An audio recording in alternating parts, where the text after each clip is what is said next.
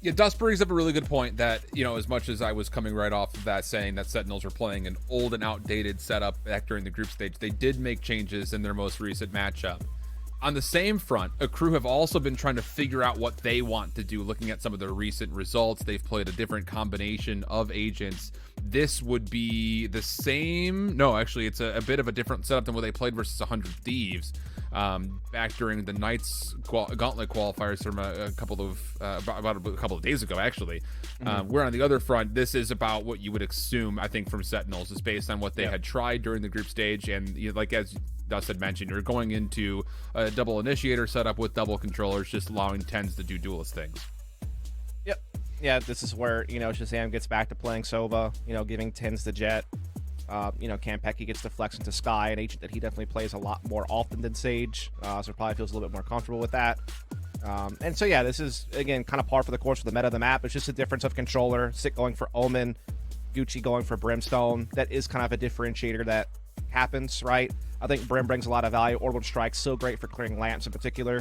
And so you see a lot of teams kind of put Brimstone into play, but Omen's always kind of that comfort controller pick for a lot of players.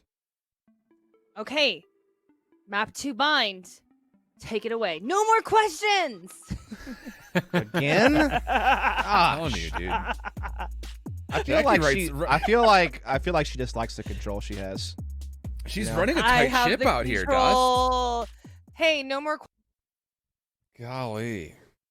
You know who has more control than her, though? So quickly. You know who has more control than her, though? Tell me. Production. You know what? That is where the buck stops. Yep. Isn't there a microphone mute option, production? And surely there's that up. I just forgot who's producing today, though. There's no way he's listening to me. No, Not yeah, a chance. Griffin he's hanging. Yeah, he's doing what he wants. We're just all along for the ride. We love Griffin these parts. So we'll see, because again, as mentioned, not only is this what you would expect from Sentinels, but AKRW are readjusting into this composition themselves. So with Sentinels on the attack, where are the ideas designed, especially around these two opening Viper walls? And to be fair, for AKRW, this is a very far forward Viper wall through mid. So yeah, it gives them the ability to kind of play through it and around it with the blanket to back up if needed, which they may need to, because Tense is already on site and he will find one. But the trades are looking good for the AKRW defense. Honestly, they've read this play through Hookah pretty darn nicely. The defenders still playing long have kept the help away, but the regrowth will not allow enough self-healing, and with that, it's just down to pancakes. Yeah, they kind of got boxing over towards that portal outside Garden. Had already traded on through sight. So now it is just pancakes. Low health players out there. It's not impossible, but yeah, Dapper's wing top for the headshot, and that'll do it. Just take the first round. Position towards that Garden area. So we'll see. And it looks like Sentinels will try to establish some presence over through Shower. And how about this? Hold on a second. Tense gets the opener and then has to respond to the needed teleporter play. The no-scope's not quite hitting, but Dapper will be there to make sure that everything is kept honest. And with that, Sentinels in a 4v2. Yeah, pretty quick exchange that's going to favor Sentinels. We'll have Shower's control now. Have the two-man count. Clearing out the Trailblazer. Getting all kinds of space. Everything's smoked off the way that they would want. And so there should be a textbook win for Sentinels. Absolutely should. I mean, the crew is trying to play this through lamps, and there's just really not a lot of space to work with here, especially with the lacking weaponry. So Gucci will try to hold his position for as long as possible. It'd be a 1v4 if he were to pull off a miracle. But I use that word very selectively because that's exactly what it would be. Sentinels players all around will also provide a difficult exit from this position if he were to even want to try to play for any trail away kills. And yeah, I think Sentinels have a pretty good idea that, well, he very well may still be in U-Haul here. So Gucci will do what he can. Has to make his move. Here's the footsteps. Does he have the timing to get into position to find anything? No. Everyone will teleport through. Gucci will try to dash there, just see what he can do. Nothing there, though, and Sentinels, that is expected, will take the follow-up round. No trickery, but Sentinels are prepared for it. Ten's able to turn on him with the Marshal. Get some help when he needs it from Dapper and or something like that. Well, that's true. And you know that Tens is still always a threat with the Marshal in hand.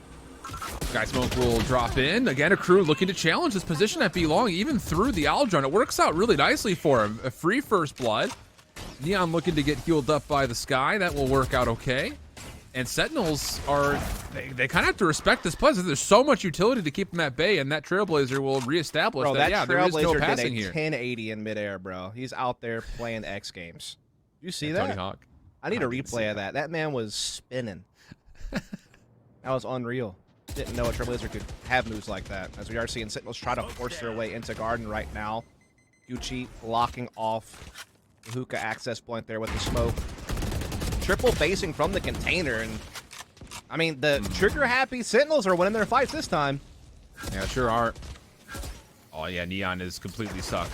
No utility to bail him out. Yeah, he will be taken off, no problem. So, Pancakes and Zach, decisions to be made here. 2v4 Viper's Pit to navigate through if you do want to play for a retake. 30 seconds left. And that just may be, honestly, just may be off the table. You may just play for exits at this point in time.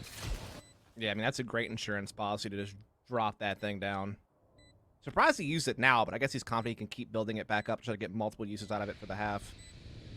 It's also just like a nice way to make sure you win this round. There's like no chance of any tomfoolery. Man, I'm a boomer saying that. Good God. Tomfoolery? Oh, no. I've outed myself for sure. Chat probably always had their questions about it, but I've just given them the answer. This guy. Look at this guy. Just a straight boomer. Look at this from Sentinels. Good awareness here as far as the exit is concerned. They'll safely get into the defensive spawn, and there will be no further point of contact. So, I mean, are we inspired yet by what Sentinels are doing? I mean, really, that round is largely determined just by the gunfights from Container. I mean, it was a 3v3, just at long range, defensively, and it doesn't really seem like it's causing too much deterrence around Hookah overall. Rushing at short A is an answer. Yeah. You know, trying to find a way to be proactive. Kind of just a stalemate breaks out in that direction. Sentinel's force now is to be quick on the trigger on B, it seems. Putting the smokes down towards elbow and back halls. B's actually open. A crew having to play for a bit of a retake. They've been kind of caught out of position to defend it up front.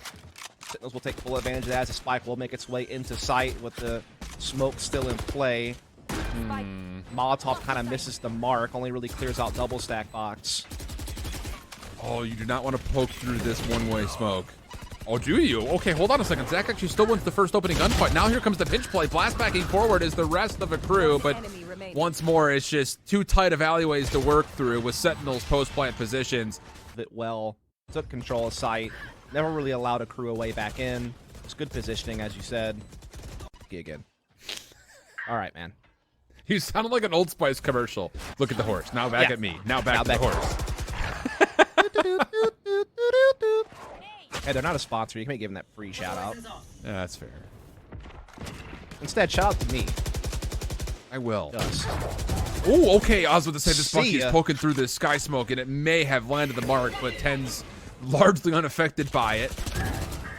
And as Sentinels just continue to run their way through Hookah, it continues to be an ongoing nightmare for a crew to deal with. 5-0 start for Sentinels. Prime giving flawless here in the fifth. Play a couple just one orb away from an additional alt.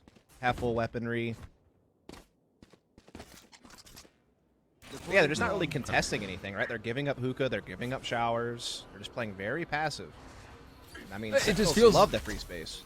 Yeah, it feels like they're trying to exhaust Sentinels of their utility to try to clear some of these spaces as shrouded by the Viper's wall, but it's just not really... I mean, like you mentioned, Sentinels are just walking into these spaces because they know they're not being contested. Like this playthrough B long is just a walk-up. No flashes, no smokes. It's just walking through. Seekers are going to be earned up. That's going to be the immediate gut check call. Do they try to go for Kanpeki in this position over through elbow? No, they'll let him stay. Looking to plant first, which that will be uncontested. So, oh, actually, no, it won't be. Orbital Strike will come through with the paint shells. That'll deny. Is there a play to move forward, though? A crew are still holding back into spawn. So, once again, utility is out, and it really hasn't done too much as far as the retake is concerned. Showstopper punished as Neon can only find one. And the rest of Sentinels now go back to their own fragging ways. Everyone's just hiding in corners or trying to blindly make it through alleyways. It is just not working out for a crew. Yeah, it's one of those things where the orbital strike and paint shells stopped the plant for a time, but it didn't allow them to get that space onto site to cover that ground. I think the ult from Neon was what they were hoping would give them a wedge back in. And while he gets a frag, no one else really gets out the back halls. And so Sentinels just kind of hold hookah. They're holding on the site. They had back halls and elbow covered, and AKRW just don't have a way back in. And this just comes down to, like, a difference in map fluency, right? You know, throughout this qualification process. Meanwhile, the crew, with this new lineup, has yet to find a win on Bind. They've had 2 pretty big losses, one of which was to 100 Thieves, fair enough, but the other to a smaller name team. So it's just, you know, a difference in comfort. It's just kind of, you know, the way map pools work.